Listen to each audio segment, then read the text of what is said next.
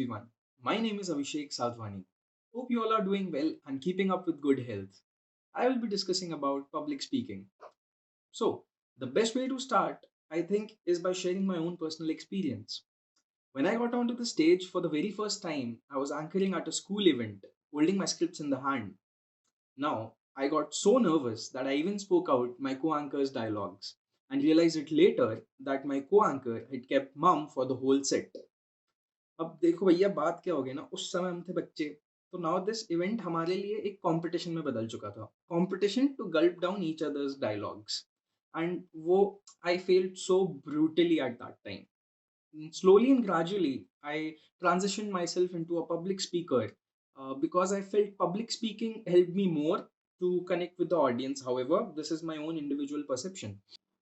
Moving further on how to speak effectively, the foremost thing one should do is to inspect. Inspect in terms of getting idea about the event and its purpose and obviously the audience. Most of the times the topic is pre-given and where it is not, you should select it very carefully avoiding the risks. Moving on to the script.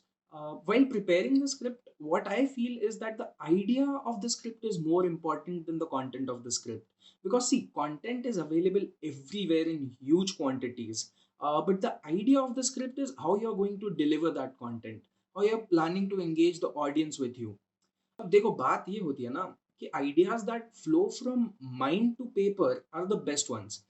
What I'm pointing at is the originality of the idea. See, because when you copy something onto your paper and put it in your mind, trust me, you won't find yourself comfortable on the stage as much as you could have when you might have followed the mind to paper wala headway. The idea that I prefer while making scripts is to introduce a completely offbeat topic at the beginning and then try to link it with the current topic. See, when you go completely offbeat, it actually draws attention of the audience. And when you're trying to link it with the current topic, you're actually constructing a bridge between the audience and yourself. After you have finished writing the script and finalize its structure, it's time for you to analyze how will you be delivering it. Now, you should have complete knowledge about where you are going to use volume, pitch, and most importantly, pauses. So the basic difference between volume and pitch is that volume only contains the loudness of your voice, whereas pitch is an effective tool to emphasize the key words of your speech by using heavy voice to create vibrations. Now let's talk about pauses. Pauses create a room for the audience to process your speech and enables them to think. That small gap increases the curiosity in them and ultimately draws their attention towards your speech. But there should not be a fixed pattern of you taking pauses, and neither should the pauses be repetitive. Pauses are too risky because when you change the position of a pause you were supposed to take in a sentence, it actually decays the meaning of the whole sentence. Let me give you an example.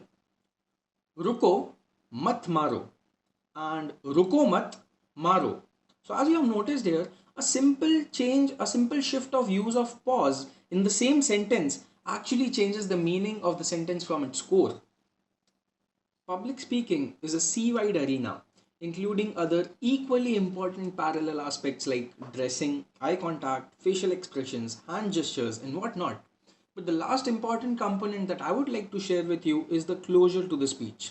Now, conclusions as closures are very much acceptable. But what I personally feel is that closures should be of such sort that initiate a thought process in the audience's mind and at the same time must be concrete enough to convince the audience that their efforts in exploring more would be fruitful. I hope you found this attempt of mine to be somewhat helpful. Thank you.